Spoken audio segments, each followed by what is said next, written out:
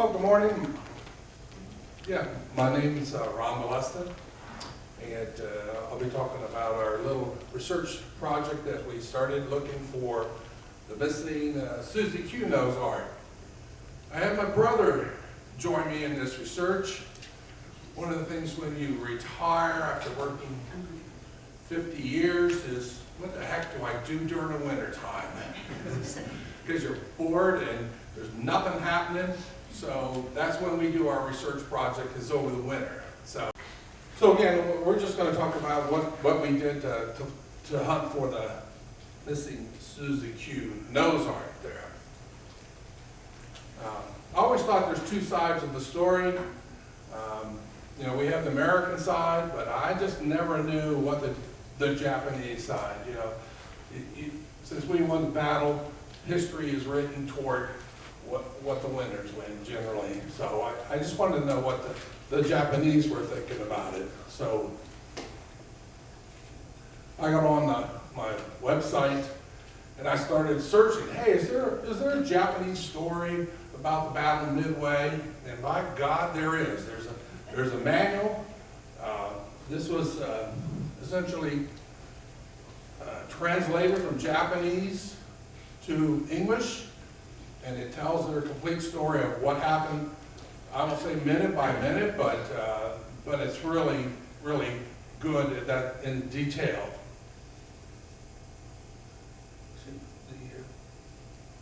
Right here, this little demonstration that you have here is a little diamond formation that you have, and you have Collins playing here. You've got Watson's playing, you've got Mays playing, and here's Susie-Q back here, and you can see the little torpedoes on here. I'm not going to say anything about the authenticity of the serial numbers on any of these planes, or positions of the serial numbers on the planes, because they're not right. But graphically, you can see what was happening here. So we're going to talk about a time sequence, because this is how they wrote it in that manual. And everything is, we know that the planes took off around 7 o'clock, and there's a 3-hour difference. So, oops, got to go back one.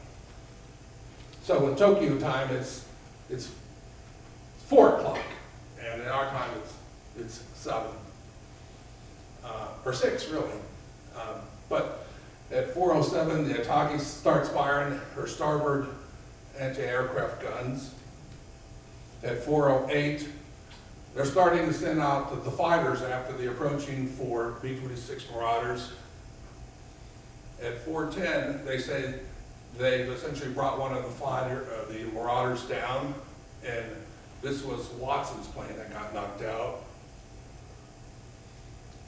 At 4:11, they're now centering more aircraft after the 3 remaining B-26 Marauders. At 4:12, the Atagi notes that enemy planes loosed torpedoes, and that would be Collins and Murray's plane. It's very interesting at 4:12, they even document the enemy machine guns strafing seriously into 2 men manning the number 3 AA guns, and that both transmitting antennas were cut. Again, this was Murray's plane that you'll see that went down the flight deck of the aircraft carrier Atagi.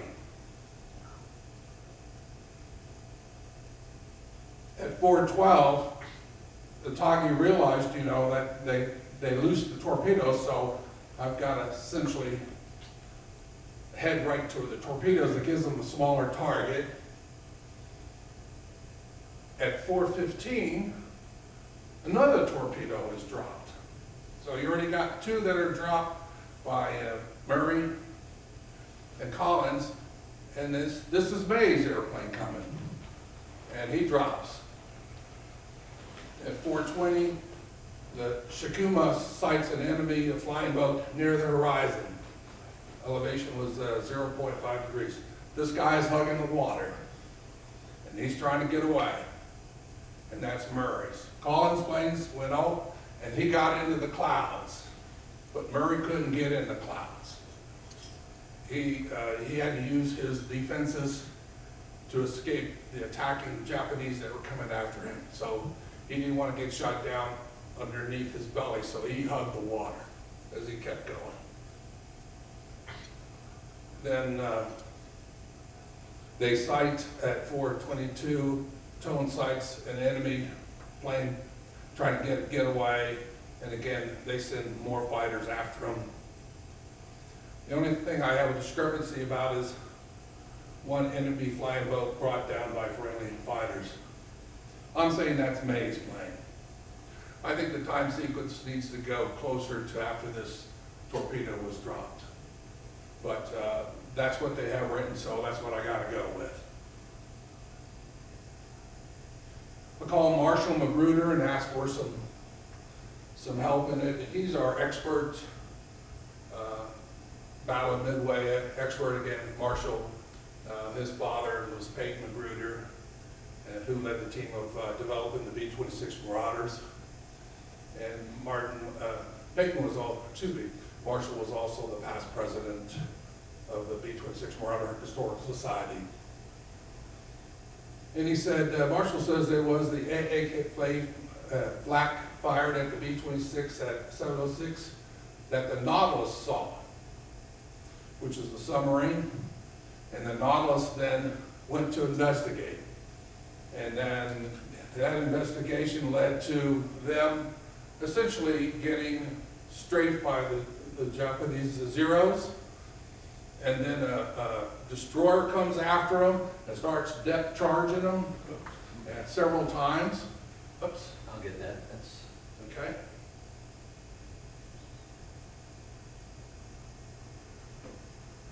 Good. All right. Thank you.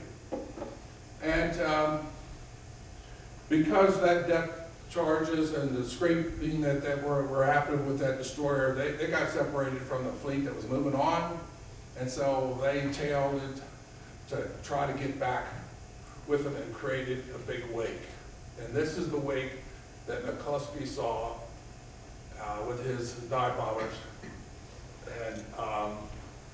And so as Marshall says, that's the end of the story. Thus the B-26 caused Nagomo's 7:15 decision that many felt lost the battle to rearm and then rearm again. And then the AA of the battle, because they were firing all these, it was just interesting. You got 3 Marauders going in at sea top, and then they got to go up about 200 feet to drop their bombs, their torpedoes. And every ship in that armada is firing at them. And the big guns on those big destroyers, they're shooting into the water to create water spouts, to try to knock them out of the air. They weren't counting on the speed of a Marauder coming after them. They were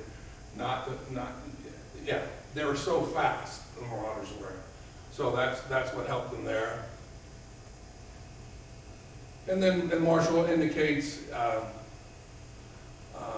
that Ashley, which was the tail gunner of Murray's plane, said he actually saw a B-26 blow up. So that was Watkins saying he actually saw that. And yeah, there were three torpedoes that were loosed, and that battleship carrier was combing and trying to get rid of being hit by those torpedoes. And then he says Collins was the #1 guy, and then on the right side was Watson, and then on this left side was Mays, and tail end Charlie was Murray. Of course, he also indicated some B-17s came, but they were a little bit late to the game.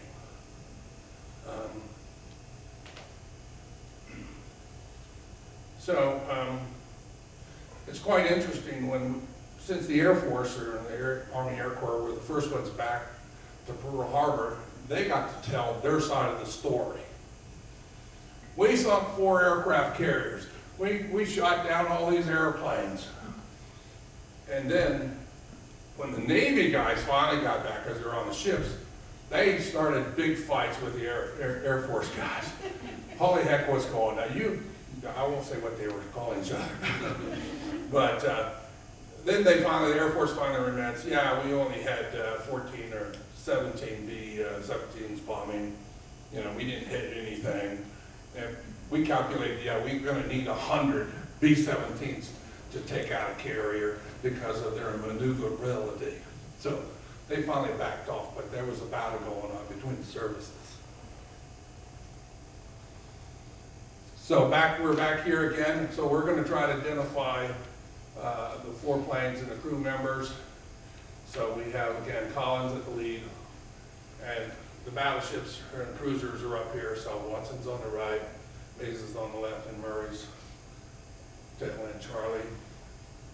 So what we did was, now we're better. What we did was we actually found the crew members listed here: Collins and Vanellas, Weens, White, Mullen, Dunn, and Joyce were his crew members. And Collins has an unknown serial number. They don't know what his plane number is, the serial number. Then you'll have Murray's plane, which is Susie-Q, and we have Murray Moore, William Moore, Russell Johnson, John Goji, Frank Mello, and then again Earl Ashley, and then this is Murray's number. The problem was their paperwork was awful. when they wrote up this missing air report, they didn't know who was on what plane, who was assigned to what plane, who was in the planes. So it took a little while for them to get their story right, straight as to who was with what planes. So they finally came back, and they have the crew members of the down flyers. So we now know that Watson had Whittington, Schumann, Via, Decker, Owen, and Seitz. And then that's his serial number of his plane. And Mays was Mays, McAllister, Hargis, Barnacle, Battaglia, Stickler, and Walters. And then there is his serial number. So that was just a real quick thing about what happened during battle, from my point of view on B-26s. So my brother, get back to the original story, we were just kind of wondering what was happening with this nose art, and can we look to find it. So we put together a game plan. We never did this before. We just talked about how we're going to do this. So we put together a game plan that we want to identify the crew members.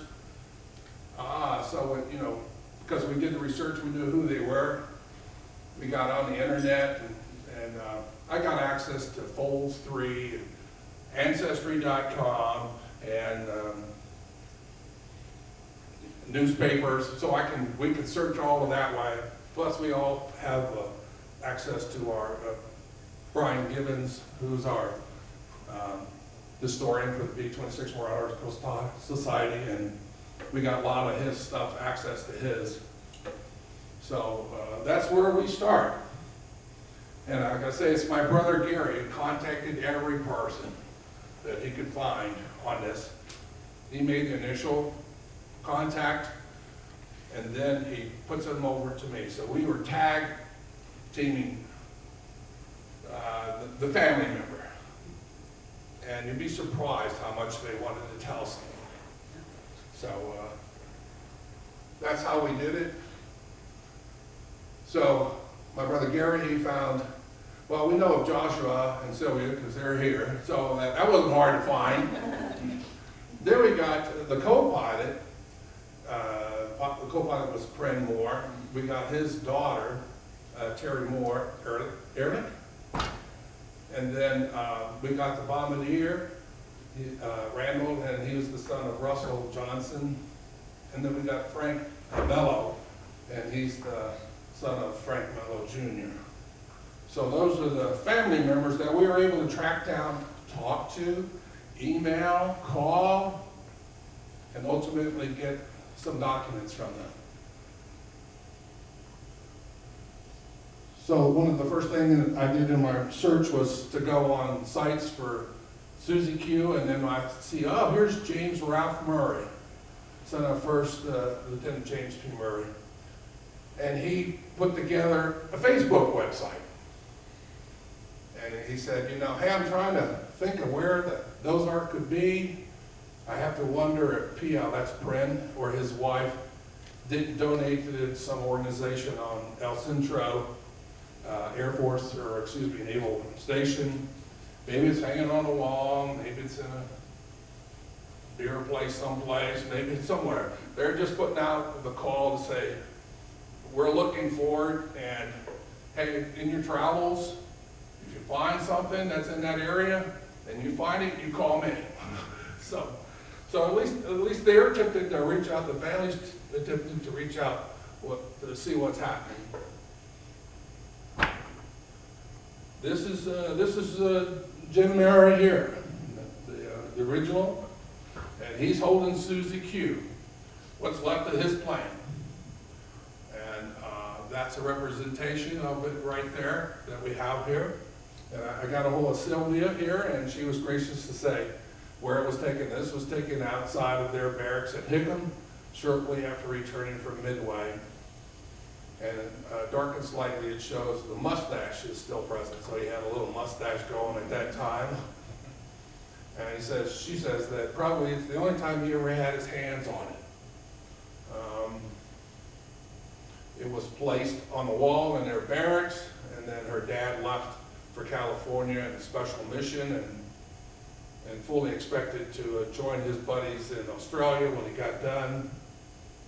And Prin left with a crew member for Australia after her dad had already left. So they don't know where it was.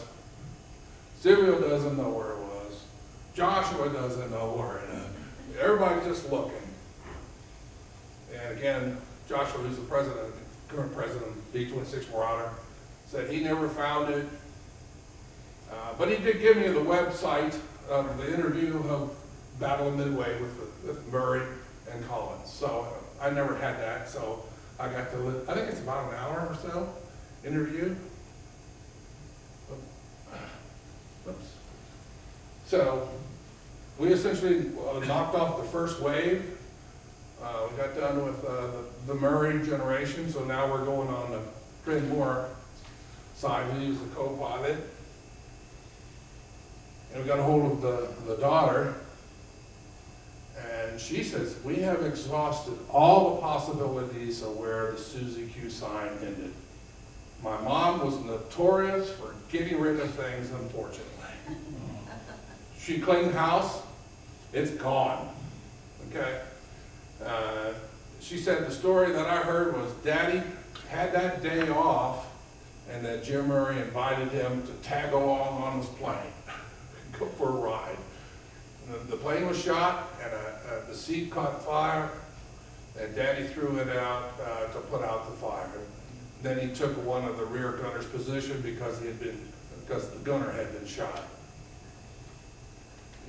She indicated more that her dad hadn't participated in El Centro American Legion or VFW, so you can rule those locations out. It's not there.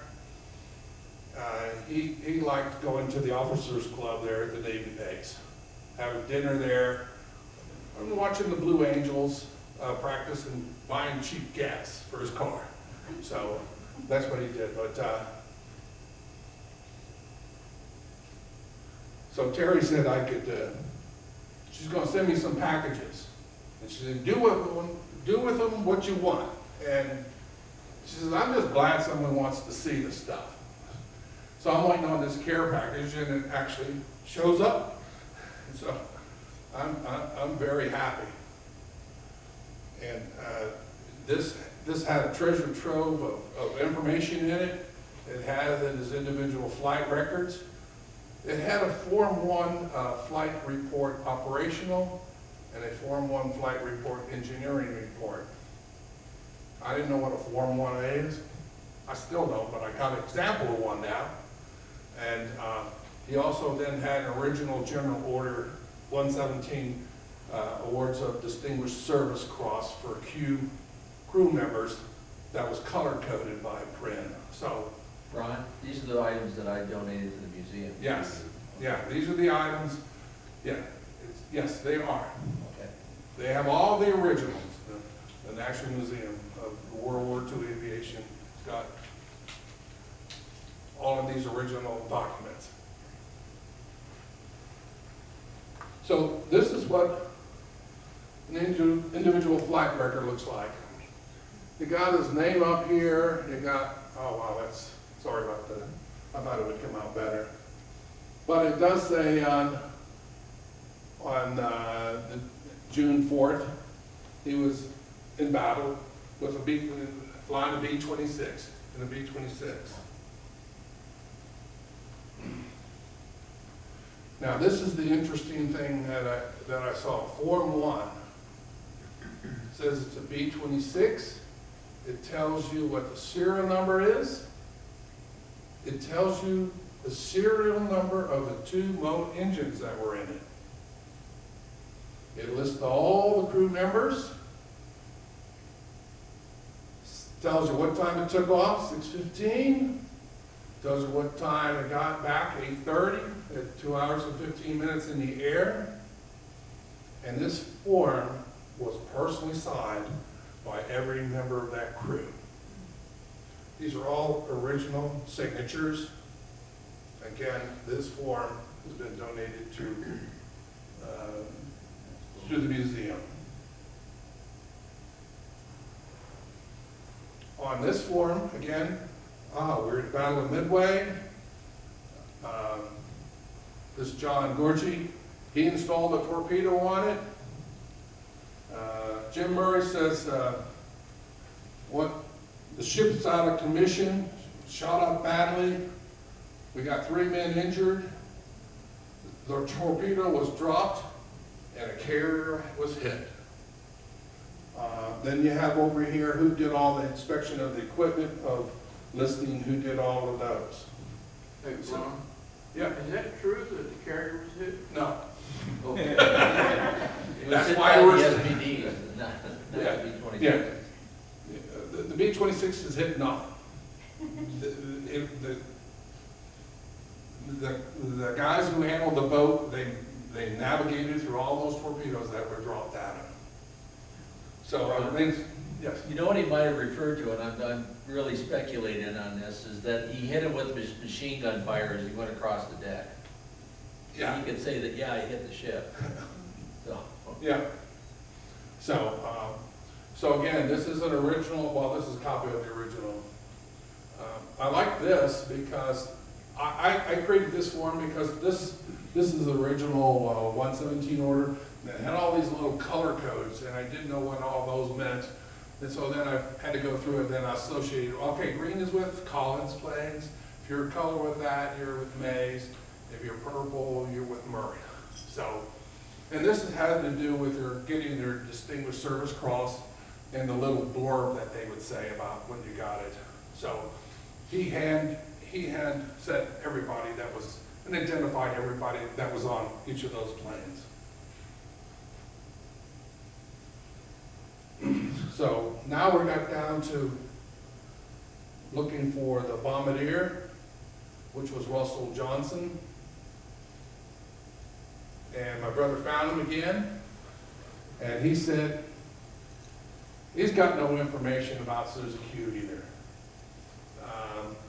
But he did have something about my dad. He said my dad did not speak much about the war, and we have very few stories. He thought it was a colossal waste of time. He was very much against it, with the U.S. intervening, and then it could pull us into another war. But he did send along a copy of his dad's account of the Battle of Midway. And so this is from, not the pilot, co-pilot, this is the guy that was a bombardier navigator going through the process. So it's a different version, and it is a little bit different than what the other guy said. But here he is here. And it's just like, it's 2 pages, and you can't see it too well. But I liked this. And it kind of tells you the feel of what was happening at that time, what he was doing. Couple hundred rounds of ammunition. I can see it better here. Sailed onto the deck of the carrier as we flew directly at it. And then we cleared the bow with a couple of inches to spare. They dropped the torpedo, and he's going there going, the aircraft carrier, you gotta pull up. So he pulls up and he just clears the bow. And he's starting to climb as he goes by. And then essentially he's, Johnson is the one, he's in the front, and he's got his little pea shooter up there. And he's shooting the guys, the Japanese, as he's going along. So I thought that was pretty good. And they're talking about everybody, pools of blood in the back, because everybody's shot. The three guys in the back were shot, bleeding everywhere. 2 head wounds. All the stuff is all kind of knocked out. And it talks about Prim going back there. There's a fire in the back. And then he's going back there, and the casings with the seats are on fire, so he's trying to throw them out. And he finally got them out. And then the gunner was hit by 3 shots. So he had 3 shots to him through his legs. And so he got the gunner out of the way, and he took over the tail gun. But it was jammed, so he's got, sorry about that. No, that's me. Thought I stopped this before. Okay. So that's very interesting to me because he just gives a first-hand report of guys report there. So I like that. And then we went on and we got a hold of Frank Mello, and we found out his son lives close to Philadelphia, only an hour from me. So we called him up and said, come on over. So we went to his house and had a great time interviewing him. And then he has a trove of information, and he says, I'll sign this little thing, you can do whatever you want with it, donate to whoever you want to. Go get it. It's at the museum. And part of the stuff is, a torpedo date with death in the Midway Island battle. And you have different people interviewing things, so people put stories together and after interviews, and they write articles all the time. But during this process, they're going 300 miles per hour at 55 inches on the mag. I'm not sure, I think that's a lot. It is a lot. Yeah, and they're hauling, and that's the only thing that saved them, was because they outran the Japanese Zeros. After 25 minutes of trying to escape from them. As soon as they bombed, they were after them they followed for 25 minutes. And this guy's trying to dodge everything, and not be killed. Yeah. So, what a masterpiece of piloting, But Frank has got all original pictures of the award decorations. And so here's Frank here, and here's John Doji. And now you have the commanding general of the 7th Air Force giving you your Purple Heart. So, again, those are all first generation photos, real stuff. And then he gets his Distinguished Service Medal, and both the pilot and him are together. They're grinning, and then they're showing off their Distinguished Service Medal. And then here's a group of them all together. You got Neely, left to right.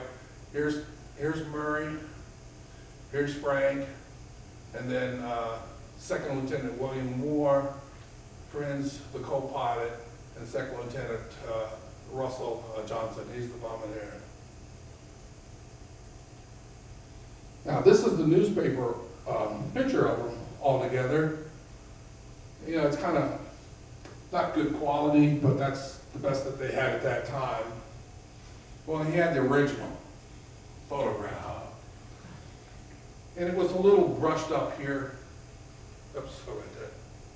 A little brushed up here with a little stuff on the negative. My niece is a graphic artist. So I said, can you clean this up? And so she did. So all of this little mess is gone. So now you have a pristine photograph of the crew. Again, left to right is Frank Mello, and then you got Colin Dennis, Thomas Weems, Prin, William Moore, and Russell Johnson. So we got them all labeled left and right. So again, that's at the library. And at the museum. And then all of that first generation stuff with all originals. I was looking for somebody that was telling the story of Battle of Midway and had something on the B-26s already. I'm going, they're getting it, because all these other guys are collecting information and holding it and not putting it out. These guys started the process. I'm going to give it to them. So that's what I did. I just donated it all to them.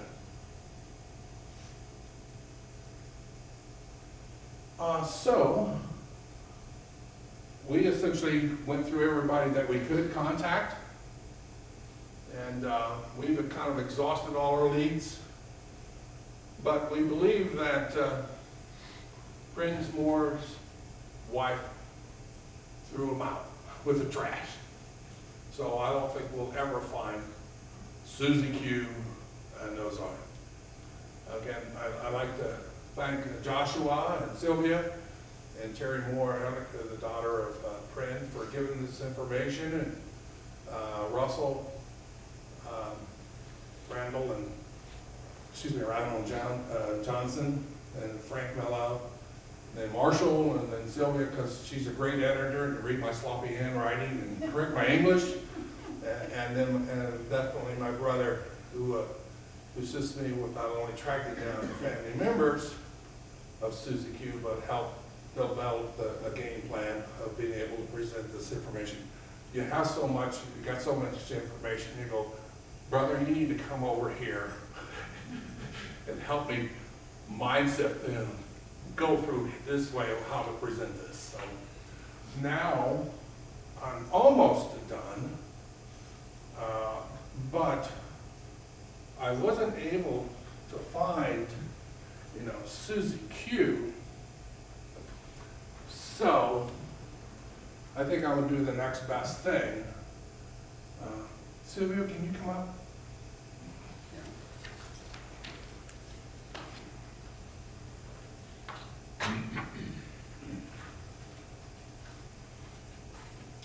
Well, as I said, all of the originals of this stuff has gone to the museum over this side. But There you go. But I do have a copy of the original. So I don't have any more, but I'm presenting these to you. So this is the copy of your dad flight of the form with everything signed. This is the form again with the engineering. This is when they made duplicates, the original ink thing, on the duplicates, and there it is there. So you and Josh and your family can fight about it, but I want to donate it to you. So that's it, guys. Thank you very much.